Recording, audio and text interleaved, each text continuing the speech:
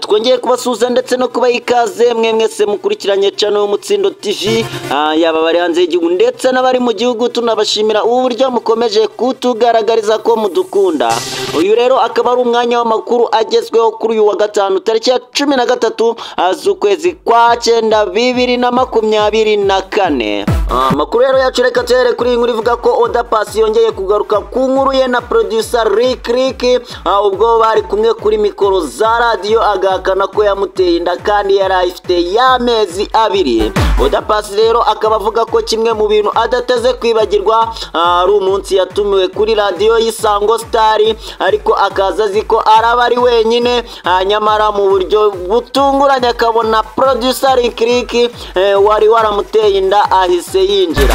Avuga ko kandi kimwe mu byamubabaje kuruta ibindi ari uko umunyamakuru yahise abaza Rick niba yarateye inda Paccy, ariko undi agahita bitera utwatsi kandi byari byo. Ati byari mu kiganiro cya mu gitondo, ntabwo nari nzi ko Rick ari buze, ariko nagiye kubona mbona arinjiye. Bamubajije ati amakuru avuga ko wateye inda Paccy ese nibyo? Nawe ati njyewe arabihakana. Mu kiganiro rero Paccy yagiranye n'Isibo TV yavuze ko icyo gihe yabuze icyo abivugaho, ngo kuko ngo inda yari ifite nk'ukwezi kumwe cyangwa 2 ahitamo kwicecekera. Ati urumva rero umuntu waguteye inda abihakaniye imbere ya rubanda kuri radio wakongeraho iki? Ati navuze icyo mvuga ndaceceka. Uyu muraperi rero yavuze ko guhera icyo gihe yahise atangira kwimenyera ibibazo bye, kandi atangira kwishakamo imbaraga zo kubikemura. None ngo umwana we yiga mu mwaka wa 2 w'amashuri yisumbuye. Amakuru rero yacu reka tuyakomereze kuri iyi nkuru ivuga ko Shaddy Boo yavuze ikintu ahora yicuza mu buzima bwe.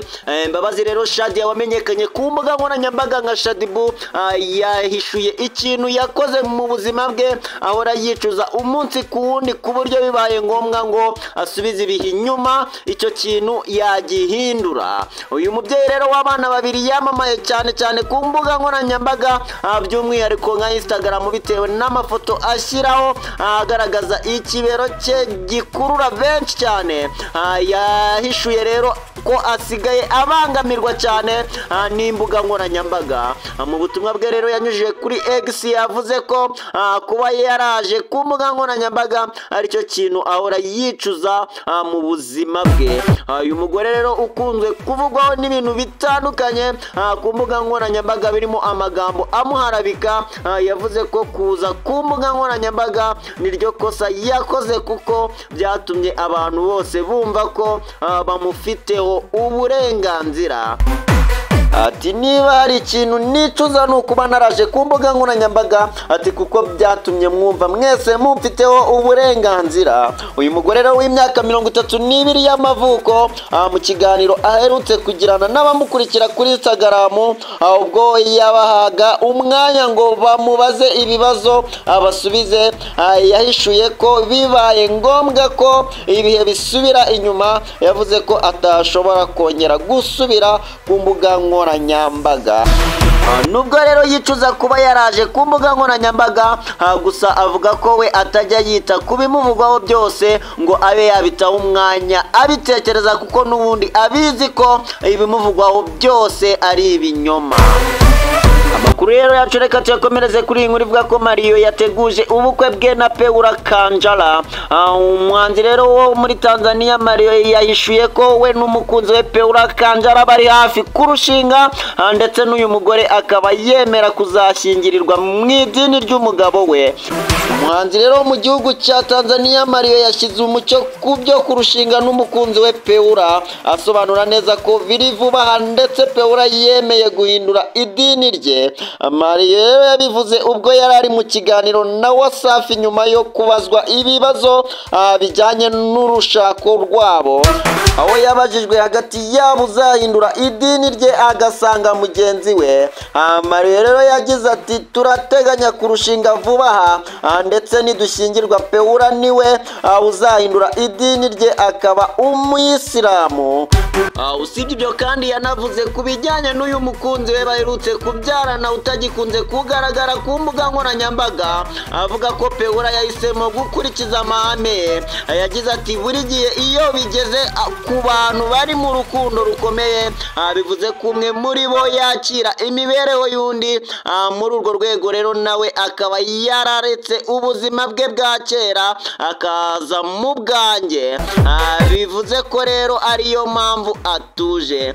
Ndatekereza ko twese twabyumvikanyeho kandi yabikoze kubera urukundo gusa. Twabibutsa ko rero umubano wa Mario na Peura watangiye muri Mata 2023 ndetse mu minsi yashize bakaba baragize umugisha wo kwibaruka umwana w'umukobwa witwa Amara. Yes, amakuru rero yacu reka tuyakomereze kuri iyi nkuru ivuga ko Safi Madiba agiye gukorera igitaramo mu Bufaransa. Umunyamuziki rero niyibikora Safi wamenyekanye nka Safi Madiba ari mu myiteguro yo gukorera igitaramo gikomeye mu mujyi wa Rennes mu gihugu cy'Ubufaransa ku wa 9 Ugushyingo 2024 guhera mu masaha akuze y'ijoro. Nubwa mbere rero uyu muhanzi wamamaye mu ndirimbo zirimo nka kimwe I love you hold me n'izindi azaba ataramira muri kiriya gihugu. Ni mu butumire rero bwa sosiyete ya Fabulosa for event isanzwe itegura ibitaramo mu bihe bitandukanye yagiye itumira abahanzi bakomeye mu rwego rwo gususurutsa abakunzi babo. Mu kiganiro rero n'itangazamakuru Safi Madiba yavuze ko iki gitaramo agiye gukorera mu Bufaransa azagihuza no kumurikira abakunzi be alubumu ye ya mbere yise Back to Life. Ati rero natumiwe muri kiriya gitaramo ariko nanone nabihuje no kumurika alubumu yanjye. Urabizi ko nayimuritse ariko ntabwo nigeze nkora ibitaramo byo kuyimurika. Rero kuri iyi nshuro ni umwanya mwiza wo kubafana n'abakunzi b'umuziki wanjye. Uyu muhanzi rero uherutse kubona ubwenegihugu muri Canada avuga ko azita cyane ku ndirimbo ze zakunzwe muri iki gitaramo, ariko kandi azanaririmba zimwe mu zigize alubumu ye nshyashya. Ati icyo abantu bakwitega ni ukubaririmbira alubumu yanjye. Muri iki gihe kandi ndi gukora alubumu yanjye ya kabiri ariko ntago ndayishyira hanze kubera ko alubumu yanjye ya mbere ntago ndayimurikira abantu mu buryo bwo kubakorera igitaramo. Ngo nuko rero bimeze. Safi Madiba rero yatangaje iki gitaramo mu gihe yaraherutse gutaramira mu mujyi wa Washington muri Leta Zunze Ubumwe za Amerika yahujemo kwizihiza umunsi w'umuganura. Ni igitaramo rero yakoze ari kumwe n'abarimo Bad Rama, Frank Jolie ndetse n'abandi. Yes, inshuti rero zacu zakadasohoka nahadusubikiye amakuru yacu. Nkaba nagushishikariza kumva andi yacu y'ubutaha kandi nkaba nakubwira ngo niba utarakora subscribe wakora subscribe kugira ngo amakuru yacu ajya kugeraho. Mwari kumwe nanjye Dani Dash na ubutaha. Ciao ciao.